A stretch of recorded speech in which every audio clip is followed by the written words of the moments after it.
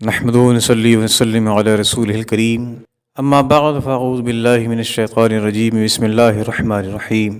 ناظرین، آج پھر حاضر خدمت ہیں جھوٹی کرامات کے سلسلے کے ساتھ، اور آج ہم جس کرامت کو ڈسکس کرنے والے ہیں وہ کرامت ہے حضرت سیدنا شیخ صابر علاء الدین کلیری علیہ الرحمہ کی، کہ آپ کی نماز جنازہ آپ نے خود پڑھائی۔ گفتگو کا آغاز کریں اور اس پر کچھ تبصرہ کرنے کی کوشش کریں۔ اس سے قبل قوم کے مقبول ترین خطبہ اور شعراء کے لب و لہجے اور ان کے انداز و بیان میں اس کرامت کی ایک جھلک ملاحظہ کر لیں، اس کے بعد ہم اپنا تجزیہ پیش کریں گے۔ حضور صابر پاک رضی اللہ تعالیٰ عنہ کا نام سنا ہوگا۔ حضور صابر پاک رضی اللہ تعالیٰ عنہ کا وصال ہو گیا۔ پہلے آپ نے وصیت کی تھی کہ جو میرا نماز جنازہ پڑھائے گا وہ نقاب پوش ہوگا، گھوڑے پر سوار ہو کے آئے گا۔ میں ہی ایک نقاب پوش دکھا، گھوڑے پر سوار ہو کے آ رہا تھا اور چہرے پر نقاب تھا، اس کا چہرہ نہیں دکھ رہا تھا۔ آیا اور نماز جنازہ پڑھانے کے لیے کھڑا ہو گیا۔ جیسے ہی نماز جنازہ کے لیے کھڑا ہوا، وہی مرید اٹھ کے کھڑا ہو گیا۔ مجھے یہ بتائیں کہ آپ کا نام کیا ہے، آپ آئے کدھر سے ہو اور کون ہو؟ جب اتنا سنا نا تو نقاب پوش نے اپنا نقاب اٹھایا تو قسم خدا کی وہ کوئی اور نہیں تھا بلکہ وہ صابر کلیری تھے۔ سرکار صابر پاک کو لے لیں، سرکار صابر پاک کو لے لیں کہ اپنا جنازہ آپ نے خود پڑھایا، اپنا جنازہ آپ نے خود پڑھایا۔ اور جنازہ پڑھانا کس کا کام ہے؟ زندوں کا کام ہے، مردے کا کام تو نہیں ہے۔ لیکن صابر پاک نے پڑھایا نا جنازہ، اور نقاب ڈال کر کے آئے، اور جب نقاب الٹا، آپ نے دیکھا کہ یہ وہ روایت ہے کہ جو کتابوں میں بھی ملتی ہے اور زبان زد عام و خاص ہے۔ اس روایت میں اور اس واقعے میں جو خرابی ہے، آئیے ہم اس کا ذکر کرنے کی کوشش کرتے ہیں۔ اس روایت میں بنیادی طور پر تو سند کی دقت کا سامنا ہمیں کرنا پڑ رہا ہے۔ آپ جانتے ہیں کہ اس طرح کی روایات بے سند یا ضعیف الاسناد ہوا کرتی ہیں۔ اس سے بھی صرف نظر کرتے ہی ہم جب آگے بڑھتے ہیں تو ہمیں ایک بنیادی اور بہت اہم نقطہ سامنے آتا ہے، اور وہ نقطہ یہ ہے کہ اللہ کے رسول صلی اللہ علیہ وسلم کا مشہور ترین فرمان ہے۔ آپ نے ارشاد فرمایا اذا مات الانسان انقطع عنہ عمل الی آخر الحدیث۔ رسول کریم صلی اللہ علیہ وسلم نے فرمایا کہ جب انسان اس دنیا سے چلا جاتا ہے تو اس کا عمل منقطع ہو جاتا ہے۔ اس حدیث پاک کا کیا مطلب ہے؟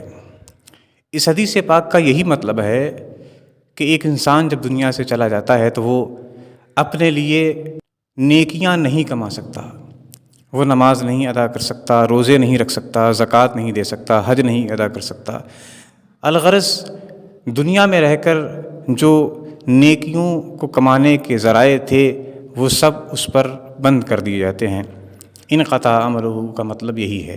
اب آپ نے جب حدیث پاک میں واضح طور پر یہ سمجھ لیا کہ دنیا سے جانے کے بعد انسان کا دنیا سے رابطہ ختم ہو جاتا ہے، تو اس روایت کی صحت اور اس کے ذوف بلکہ اس کی وضع کو سمجھنا بہت ہی آسان ہو جاتا ہے، اور وہ اس طرح کہ نماز جنازہ اللہ رب العزت کی جانب سے فرض ہے، اور یہ فرض ادا کرنے کے بعد انسان کو جو نیکیاں ملتی ہیں وہ اس کو آخرت میں کام آئیں گی۔ حالانکہ اللہ کے رسول صلی اللہ علیہ وسلم تو یہ فرما رہے ہیں اذا مات الانسان انقطع عنہ عملہ، انسان مرنے کے بعد نیکیاں نہیں کما سکتا، کوئی فرض ادا نہیں کر سکتا، کوئی سنت و مستحب ادا نہیں کر سکتا۔ حالانکہ ہم روایت میں یہ سن رہے ہیں اور یہ دیکھ رہے ہیں اور پڑھ رہے ہیں کتابوں میں کہ صابر پاک علیہ الرحمہ نے اپنی نماز جنازہ خود پڑھائی۔ کیا اللہ کے رسول صلی اللہ علیہ وسلم کی واضح حدیث ہمارے سامنے ہونے کے باوجود ہم اس طرح کے قصے کہانیوں پر عمل کریں گے اور ان کو صحیح اور سچ مان لیں گے؟ ایک سچے مسلمان اور ایک ذی شعور مسلمان سے ہرگز اس بات کی توقع نہیں کی جا سکتی کہ وہ شریعت اور سنت کی مخالفت کرنے والے کسی قصے اور کسی کہانی اور کسی واقعے کو تسلیم کر سکتا ہے۔ جب دنیا سے گزرے ہوئے کسی شخص پر نماز فرض نہیں، روزہ فرض نہیں، اس کے اعمال منقطع ہو گئے، دنیا سے اس کا تعلق ختم ہو گیا، تو ایسے شخص کے پیچھے جو لوگ بقید حیات ہیں ان کی نماز کا کیا حکم ہے، یہ ہمارے مفتیان کرام آپ کو بتا دیں گے۔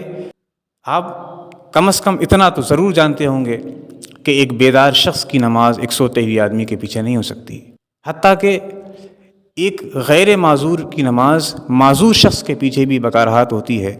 ایک شخص دنیا سے چلا گیا، اس کے اعمال منقطع ہو گئے، اس کا تعلق دنیا سے ختم ہو گیا، ایسا شخص آ کر زندوں کی امامت کرے تو کس طرح ممکن ہے؟ ہرگز نہیں۔ لہٰذا ہمیں اپنے آپ کو اپڈیٹ کرنے کی ضرورت ہے اور اپنے اندر بیداری اور شعور پیدا کرنے کی ضرورت ہے۔ دراصل ہمارے ہاں کرامت کا جو کانسیپٹ ہے اسے نہ سمجھنے کے نتیجے میں اس طرح کی چیزیں سامنے آئی ہیں۔ سب سے پہلے ہم کرامت ہی کو ڈسکس کر لیتے ہیں کہ کرامت کسے کہا جاتا ہے۔ کرامت دراصل کہتے ہیں اس ما فوق الفطرہ یا خارق عادت یا ما فوق الاسباب کام کو کہ جو شریعت و سنت کے مطابق ہو اور جس سے وہ صادر ہوا ہے وہ بھی شریعت و سنت کے مطابق یعنی اس کا پابند ہو۔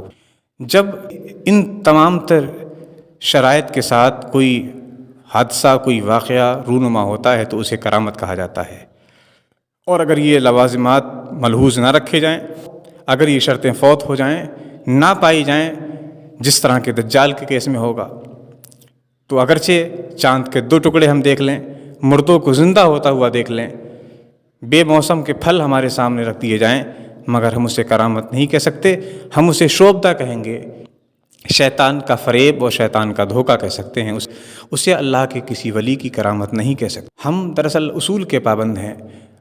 یوں تو اگر کوئی شرط نہ ہو، کوئی قید نہ ہو، تو ہر کوئی اٹھ کر یہ کہہ دے گا کہ میں صاحب کرامت ہوں، اور یہی وجہ ہوگی کہ قرب قیامت لوگ اصول سے ناواقف اور شریعت و سنت کے دائرے سے باہر جا کر جب چیزوں کو دیکھیں گے تو وہ دجال کے شعبدوں اور اس کے کرشموں کو بھی کرامت شمار کرنے لگیں گے اور اس کے دام فریب میں آ جائیں گے۔ لیکن اس زمانے میں بھی جو اللہ کے نیک بندے اور شریعت و سنت کے معیار پر چیزوں کو پرکھنے والے ہوں گے، وہ انشاءاللہ اس کے دام فریب سے محفوظ رہیں گے۔ آج بھی اگر ہمیں یہ تمیز پیدا کرنی ہے کہ کرامت اور شعبدے میں کیا فرق ہوتا ہے تو ہمیں یہی اصول اپلائی کرنا ہوگا، وگرنہ ہم اسی طرح دھوکہ کھاتے رہیں گے اور چرب زبان اور دل نشیں اور سحر بیان خطیبوں کے جال میں پھنستے رہیں گے اور اپنے ایمان کا سودا کرتے رہیں گے۔ اللہ رب العزت ہمیں اپنی حفظ و امان میں رکھے، ہم سب کو شعور دینی نصیب فرمائے۔ آمین بجاہ سید المرسلین وآخر دعوانا ان الحمد للہ رب العالمین۔